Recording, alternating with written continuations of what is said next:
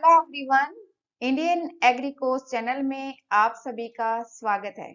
आज की क्लास में हम करने वाले हैं discuss about irrigation efficiencies and water use efficiency.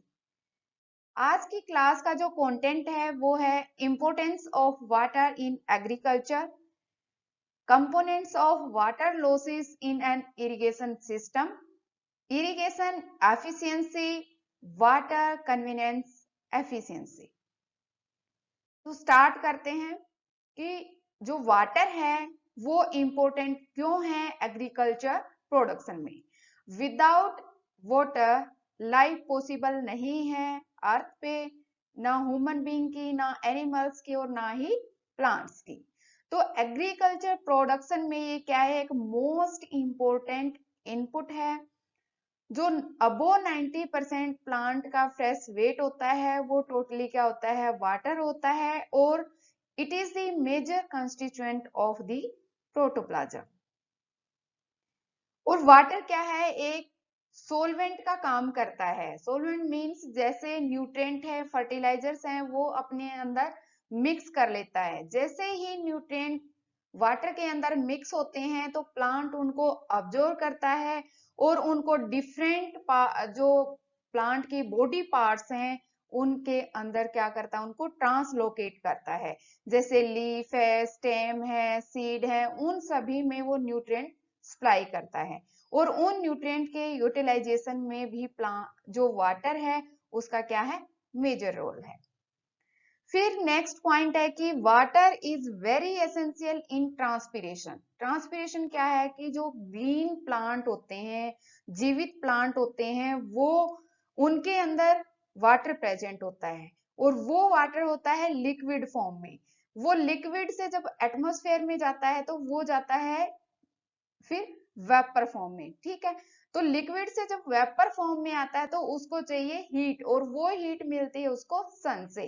तो लिक्विड से वाटर फॉर्म में जब वाटर प्लांट ट्रांसफर करता है वाटर को, तो उस प्रोसेस को बोलते हैं ट्रांसपीरेशन। ठीक है, और ट्रांसपीरेशन एक ऐसी प्रोसेस है जिसकी वजह से प्लांट का जो बॉडी टेम्परेचर है वो रेगुलेट रहता है। फिर बात है कि वाटर इंपॉर्टेंट है जर्मिनेशन में। जो सीड हैं वो जर्मिनेट करते हैं। सीड अपने बॉडी वेट से दोगुना वाटर अब्जॉर्ब करता है और फिर उसकी वजह से सीड का जो कोट होता है वो ब्रेक होता है और जर्मिनेशन प्रोसेस स्टार्ट होती है। ऐसे ही प्लांट की रूट के लिए और सोयल माइक्रो ऑर्गेनिजम्स के लिए वाटर बहुत ही इंपॉर्टेंट है। फिर प्लांट के अंदर जो फोटोसिंथेसिस प्रोसेस होती है जिसके थ्रू प्लांट खाना बनाते हैं, उसके अंदर भी वाटर का अहम रोल है। और उन फोटोसिंथेट्स को डिफरेंट प्लांट पार्ट्स में ये क्या है, वाटर डिस्ट्रीब्यूट करता है, सप्लाई करता है, ट्रांसलोकेट करता है। रेस्पिरेशन प्रोसेस भी वाटर की डेफिशिएंसी से अफेक्ट होती है। नेक्स्ट इसके अंदर इंपॉर्टेंट पॉइंट क्या है कि जो सेल वॉल होती है, कोई भी सेल है उसकी एक सेल वॉल है, तो सेल वॉल की टर्जिडिटी को मेंटेन करने के लिए किसकी रिक्वायरमेंट होती है, वाटर की। सेल डिवीजन में, सेल इनलार्जमेंट में अल्टीमेटली इफेक्ट किस पे आता है, प्लांट की ग्रोथ और डेवलपमेंट पे। नेक्स्ट इसका जो की रोल है वाटर का वो है फिजिकल, केमिकल एंड बायोलॉजिकल जो प्रोसेस है सोइल की, उन सभी में इसका इंपॉर्टेंट रोल है। तो without water agriculture production possible नहीं है, ना ही किसी की लाइफ पॉसिबल है। अब है कि जो इरिगेशन सिस्टम है, इरिगेशन सिस्टम के थ्रू ही हम क्या करते हैं, इरिगेशन सप्लाई करते हैं बाय डिफरेंट मेथड्स। और वहां पे फिर क्या होता है, वाटर का लॉस होता है, और वो वाटर का लॉस होता है ड्यू टू इवेपोरेशन। जो ओपन बॉडीज होती हैं जैसे रिजर्वायर है, तालाब है, या फिर नहर है, कैनाल वगैरह है, तो वहां से इवेपोरेशन होता है। ठीक है, और ट्रांसपीरेशन जितने भी एक्वेटिक प्लांट्स हैं या फिर वीड हैं वो क्या करेंगे, ट्रांसपीरेशन प्रोसेस के थ्रू वाटर का लॉस करेंगे, एटमॉस्फेयर में जाएगा वो सारा वाटर। फिर है सीपेज लॉस। सीपेज लॉस भी होता है, जैसे तालाब है वो कच्चे होते हैं, या फिर सीमेंटेड रिजर्वायर है तो भी उनमें वाटर लीकेज की बहुत सारी प्रॉब्लम्स आती हैं। वो डिपेंड करता है उस रिजर्वायर की एज के ऊपर, शेप के ऊपर, आपने सीमेंटिंग मटेरियल कैसा लिया, जो लाइनिंग मटेरियल है वो कैसा लिया है।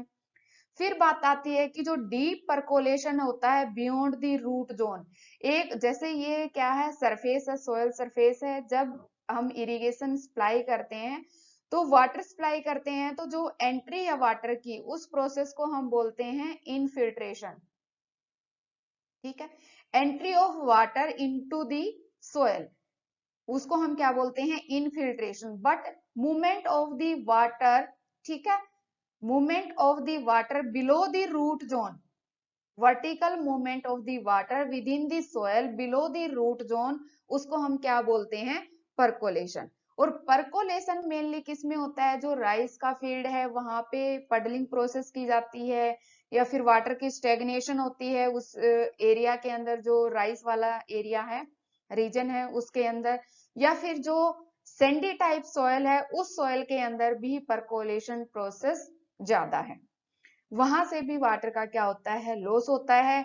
फिर नेक्स्ट पॉइंट है कि रन ऑफ, रन ऑफ की मेन प्रॉब्लम आती है जैसे बॉर्डर एंड पे या फरोज, वो डिपेंड करता है आपने कौन सा इरिगेशन मेथड फॉलो किया है। इन केस हम इरिगेशन मेथड फॉलो करते हैं, जैसे जो सरफे फ्लड वाला इरिगेशन मेथड हमने फॉलो किया है, तो उस टाइम पे भी वाटर का क्या होता है, रन ऑफ होता है। तो ये कुछ इंपॉर्टेंट पॉइंट्स हैं जो शो करते हैं कि इनकी वजह से वाटर का क्या होता है, लॉस होता है, वाटर जो वाटर यूज एफिशिएंसी है वो कम हो जाती है। यहाँ पे है जो मेन कंपोनेंट हैं, जैसे स्टोरेज है या फिर कन्वेंस सिस्टम है, स्टोरेज से लेके हम फील्ड पॉइंट पे लेके आते हैं, वो कन्वेंस सिस्टम कैसा है, फील्ड ऑपरेशंस हम कौन कौन से कर रहे हैं, साथ में जो एप्लीकेशन सिस्टम है उस पे भी डिपेंड करता है कि वाटर यूज एफिशिएंसी कितनी है।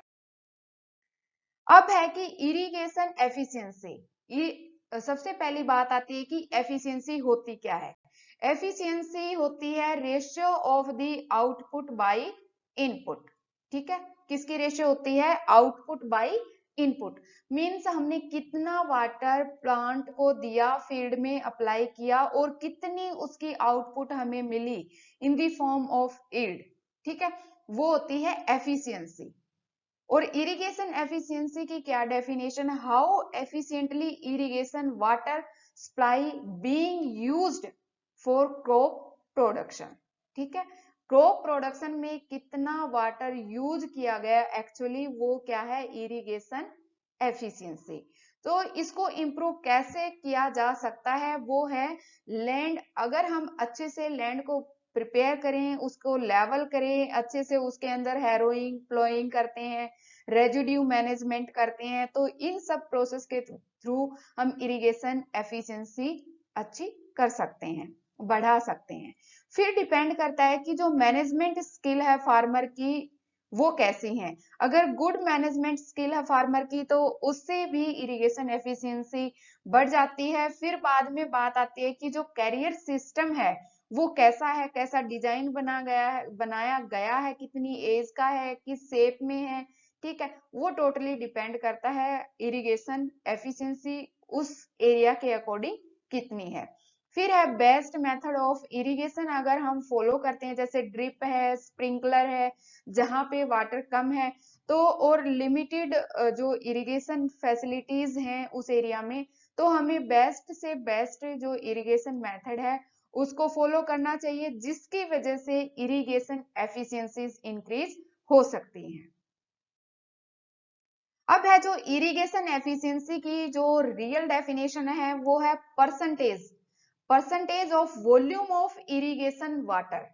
ठीक है, क्या है, percentage of volume of irrigation water used by the plant, plant किस में यूज करेगा, ट्रांसपीरेशन में। ठीक है, प्लांट किस में यूज करेगा, ट्रांसपीरेशन में, plus that evaporated from the soil, साथ में क्या आ गया, इवेपोरेशन वाला आ गया, ट्रांसपीरेशन जो प्लांट ने लिया, इवेपोरेशन जो सोयल से इवेपोरेट हुआ वाटर। ठीक है, एंड प्लस में क्या है, रेगुलेट द साल्ट कंसंट्रेशन, जो सोयल रूट जोन है वहां पे सोयल सॉल्यूशन है, सोयल सॉल्यूशन के अंदर साल्ट भी प्रेजेंट होते हैं, तो साल्ट की कंसंट्रेशन कितनी है, साल्ट की कंसंट्रेशन को रेगुलेट करने के लिए भी वाटर अप्लाई किया जाता है, ताकि जो ज्यादा साल्ट है उसको लीच डाउन कर दें। ठीक है, तो प्लस में ये क्या है, साल्ट के को रेगुलेट करने के लिए जो water amount of volume of water use किया जाता है, इन सभी को ऐड करके माइनस करना है इफेक्टिव रेनफॉल, जो रेनफॉल आती है उसका जो कंट्रीब्यूशन होता है उसको माइनस करके divided by the total volume of water pumped for irrigation, हमारे फील्ड पे कितना वाटर आया है, जैसे ये हमारा फील्ड है, फील्ड पे कितना वाटर आया है, ठीक है, और उसमें से फिर प्लांट ने कितना लिया है, ऑपरेशन में कितना यूज हुआ, और कितना जो साल्ट कंसंट्रेशन है उसको रेगुलेट करने में यूज हुआ है, उस रेशियो को हम बोलते हैं इरिगेशन एफिशिएंसी, उस रेशियो को हम क्या बोलते हैं, इरिगेशन एफिशिएंसी। ये है water convenience efficiency. Water convenience efficiency में देखा जाता है कि वाटर जब हम, जो रिवर होती है, रिवर से लेके फील्ड का जो इनलेट पॉइंट होता है वहां तक, जैसे ये रिवर है, रिवर का ये है आउटलेट, और ये फील्ड का क्या है, इनलेट पॉइंट। ठीक है, ये फील्ड का इनलेट पॉइंट है और ये है रिवर का आउटलेट पॉइंट। यहां से लेके जो पूरा सिस्टम है ये है कन्वेंस सिस्टम, इसके थ्रू हमें पता चलेगा कि कितना वाटर रिवर से चला और कितना वाटर यहाँ पे फील्ड के लिए आया है, उससे निकलेगी वाटर कन्वीनियंस एफिशिएंसी। अब मान लीजिए यहाँ पे कितना है, 100 लीटर अगर वाटर आपने यहाँ से निकाला है रिवर से आता है मेन कैनाल में, ठीक है, मेन कैनाल में अगर यहाँ पे स्टॉपेज लगा है तो सारा वाटर आता है ब्रांच कैनाल में, ठीक है, और ब्रांच कैनाल में भी यहाँ पे क्या है, स्टॉपेज लगा है, फिर ये सारा वाटर आता है मेजर जो डिस्ट्रीब्यूटरी कैनाल है उसके अंदर, फिर यहाँ पे भी स्टॉपेज लगा, फिर ये आता है माइनर जो डिस्ट्रीब्यूटरी कैनाल है उसके अंदर, फिर माइनर डिस्ट्रीब्यूटरी कैनाल से ये किसके अंदर जाता है, जो वाटर कोर्स होते हैं उसके अंदर, ठीक है, और वाटर कोर्स ये क्या है, आउटलेट है, ये जाता है फील्ड पे। ठीक है, तो यहां से लेके जो स्टार्टिंग से ये चला है, यहां से लेके यहां तक जो ये आया है, तो ये यहां से लेके यहां तक क्या होता है, वाटर का लॉस होता है। ठीक है, तो यहां तक हम मान लेते हैं कि 90 लीटर वाटर क्या हुआ है, हमें मिला है कैनाल रिवर से, जो रिवर है रिवर से मिला हमें वाटर 100 लीटर, लेकिन फील्ड की जो इनलेट पॉइंट है वहां पे आया है 90 लीटर, तो इसका क्या फॉर्मूला होगा, 90/100 लीटर। ठीक है, तो उससे निकलेगी कन्वीनियंस एफिशिएंसी। अब हमें ध्यान देना है कि जो 90 लीटर वाटर हमें मिला है, मीन 10 लीटर का हमें क्या हुआ है, लॉस हुआ है, तो वो 10 लीटर का लॉस कौन कौन किस किस की वजह से हुआ है, उसके मेजर हम पॉइंट्स देखेंगे। ठीक है, सबसे पहले है इसकी definition, it is the percentage of the volume of water delivered at the field, ठीक है, फील्ड पे कितना वाटर आया है, to the volume of water delivered to the conveyance system at the supply source. ठीक है, ये है फील्ड पे कितना आया है, हमारा 90 लीटर आया था, और जो कन्वेंस सिस्टम था वहां से कितना चला था, 100 लीटर, इसकी रेशियो को हम बोलेंगे वाटर कन्वीनियंस एफिशिएंसी।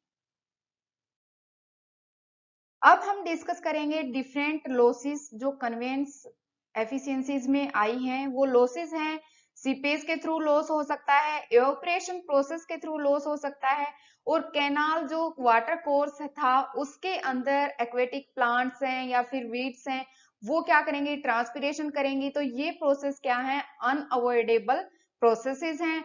तो लेकिन जो सीपेज प्रोसेस है वो डिपेंड करती है कि हमने, जैसे सोयल की पोरोसिटी कितनी है, उस जो वाटर कोर्स है उसकी एज कितनी है, शेप कैसे है कैनाल सेक्शन की, ठीक है, वो टोटली उसके ऊपर डिपेंड करेगा, या फिर लाइनिंग मटेरियल हमने कैसा यूज किया है। अगर इन केस अनलाइंड जो वाटर कैनाल सेक्शन है वो यूज हम करते हैं इरिगेशन के लिए, तो उसमें सीपेज लॉस के चांसेस बहुत ही ज्यादा हैं। तो लाइनिंग मटेरियल हम गुड क्वालिटी का ले सकते हैं, जैसे सीमेंट वाला ले सकते हैं, या फिर जो चिकनी मिट्टी होती है, काली मिट्टी होती है, उससे भी सीपेज लॉस कम हो जाते हैं। थैंक यू डियर फ्रेंड्स, आज की क्लास में हम बस इतना ही डिस्कस करेंगे। नेक्स्ट क्लास में हम डिस्कस करेंगे डिफरेंट अदर एफिशिएंसी है, जैसे स्टोरेज एफिशिएंसी है, एप्लीकेशन एफिशिएंसीज हैं, ठीक है, और वाटर यूज एफिशिएंसी है, वो भी हम नेक्स्ट क्लास में डिस्कस करेंगे। प्लीज वीडियो को लाइक कीजिए, शेयर कीजिए, चैनल को सब्सक्राइब कीजिए और बेल आइकन को प्रेस करना ना भूलें। मिलते हैं नेक्स्ट वीडियो में।